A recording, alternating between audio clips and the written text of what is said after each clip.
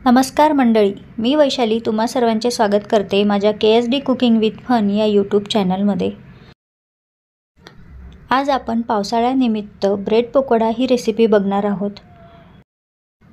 Bread pakoda बनवताना बऱ्याचदा काय होतं तर तळताना तेल ब्रेडमध्ये शिरतं आणि अतिशय तेलकट हा पकोडा तयार होतो।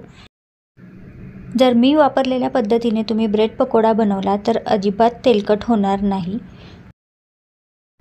हे बघा, मी तुम्हाला एक ब्रेड पकोडा कापून दाखवते। हा ब्रेड पकोडा अशा प्रकारे तयार झालेला आहे। अजिबात तेल या ब्रेड पकोड्यामध्ये आत शिरलेलं नाही, तसेच वरून देखील लागत नाही।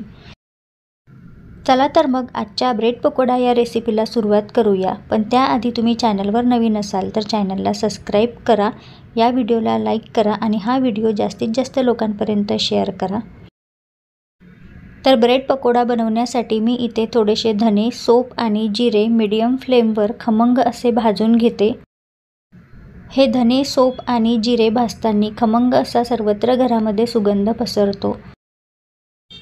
हे सर्व पदार्थ थंड होण्यासाठी एका प्लेटमध्ये काढून घेऊया आणि थंड झाल्यानंतर अशा प्रकारे जाडसर मिक्सरमध्ये वाटून घेऊया। आता आपण ब्रेड पकोड्याच्या आतमध्ये जी बटाट्याची चटणी बनवल्या जाते त्यासाठी एक वाटण तयार करून घेऊया। त्यासाठी मी इथे थोडासा लसूण, हिरवी मिरची, आलं आणि कोथिंबीरीच्या काड्या मिक्सरमधून बारीक करून घेते। तेल छान गरम झाल्यानंतर थोडीशी मोहरी, जिरं आणि कढीपत्त्याची फोडणी टाकून त्यामध्ये आपण जे हिरवी मिरचीचं वाटण तयार करून घेतलेलं आहे ते वाटण टाकून छान लालसर होईपर्यंत तळून घेऊया। बटाट्याची चटणी बनवण्यासाठी मी इथे 5 ते 6 बटाटे आधीच उकळून ठेवलेले होते। हिरवी मिरची, लसूण, आलं याची पेस्ट तेलामध्ये छान लालसर तळून झाल्यानंतर त्यामध्ये थोडीशी हळद टाकून उकळलेला बटाटा यामध्ये मिक्स करून घेऊया। बटाटा फोडणीमध्ये छान चमच्याने एकजीव करून घ्यावा। बटाटा व्यवस्थित मिक्स झालेला आहे। आता मी यामध्ये चवीपुरतं मीठ आणि आपण जी जाडसर धने, जिरे आणि सोपेची पावडर तयार करून ठेवली होती ती यामध्ये टाकून परत एकदा ही बटाट्याची चटणी चमच्याने व्यवस्थित मिक्स करून घेते। ही चटणी तयार झालेली आहे तर एखाद्या स्मॅशरने अशा प्रकारे ही चटणी स्मॅश करून घेते, म्हणजेच यामध्ये गुठळ्या वगैरे राहणार नाहीत। बटाट्याची चटणी स्मॅश केल्यामुळे ब्रेडमध्ये ही चटणी व्यवस्थित स्टफ होते। ही बटाट्याची चटणी थंड होईपर्यंत आता आपण ब्रेड पकोड्याच्या वरचं आवरण तयार करून घेऊया।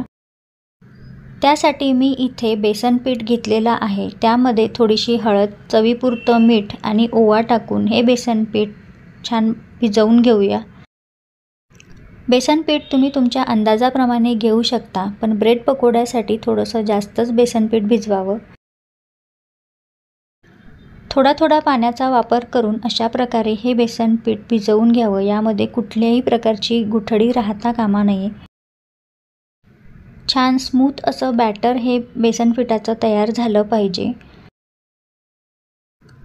हे बघा, तुम्ही बघू शकता अशा प्रकारे मी हे बेसन पीठ तयार करून घेतलेलं आहे। हे बेसन पीठ भिजवल्यानंतर 5 ते 10 मिनिटांसाठी सेट होण्यासाठी ठेवून घेऊया। तोपर्यंत आपण ब्रेड पकोडे तयार करून घेऊया। तर ब्रेड पकोडे बनवण्यासाठी मी इथे छोट्या आकाराच्या ब्रेड वापरलेल्या आहेत। ब्रेडचे अशा प्रकारे त्रिकोणी 2 तुकडे करून त्यामध्ये बटाट्याची चटणी मी अशा प्रकारे भरून घेते। दुसरी जी ब्रेड आपण कट करून घेतली होती ती पहिल्या ब्रेडवर व्यवस्थित दाबून भरून ठेवावी, म्हणजेच त्यामधील बटाट्याची चटणी आणि ब्रेड व्यवस्थित फिट बसतात। तर अशा प्रकारे सर्व ब्रेडमध्ये मी बटाट्याची चटणी भरून घेतलेली आहे। आता पकोडे तयार करण्यासाठी त्यातील एक ब्रेड घेऊन बेसन पिठामध्ये डीप करून गरम झालेल्या तेलामध्ये अलगद सोडून द्यावा। तेल मीडियम फ्लेमवर आधीच गरम करून ठेवलेलं होतं। ब्रेड पकोडा तळताना थोडीशी सावधानता बाळगावी, कारण हे आकाराने खूप मोठे असतात, म्हणून पकोडे उलट करताना तेल अंगावर उडण्याची शक्यता असते। हे पकोडे कमी तेलकट होण्यासाठी गॅसची फ्लेम ही थोडी जास्त ठेवावी। हाय फ्लेमवर हे ब्रेड पकोडे तळले तर वरील बेसनाचं आवरण हे छान शिजून येतं आणि तेल आतमध्ये शिरत नाही। आणि ब्रेड पकोडा हा तेलकट होत नाही. तर अशा प्रकारे मी सर्व ब्रेड पकोडे तयार करून घेतलेले आहेत. पावसाळ्यामध्ये गरमागरम ब्रेड पकोडे आणि त्यासोबत तुम्ही हिरवी मिरचीची चटणी, पुदिन्याची हिरवी चटणी किंवा टोमॅटो सॉससोबत हे ब्रेड पकोडे सर्व करू शकता. तळलेल्या हिरवी मिरचीसोबत तर हे ब्रेड पकोडे खूपच चवदार लागतात. पावसाळ्यामध्ये नेहमी तीच प्रकारची भजी खाऊन कंटाळले असाल तर ही ब्रेड पकोड्याची रेसिपी नक्की करून बघा. चला यामधील एक ब्रेड पकोडा मी तुम्हाला कट करून दाखवते. हे बघा, अशा प्रकारे हा ब्रेड पकोडा तयार झालेला आहे. आतपर्यंत तेल अजिबात शिरलेलं नाही. चला तर मग आजची रेसिपी तुम्हाला आवडली असेल तर आजच्या व्हिडिओला लाईक करा. हा व्हिडिओ जास्तीत जास्त जणांपर्यंत शेअर करा आणि चॅनलला सबस्क्राईब करायला विसरू नका.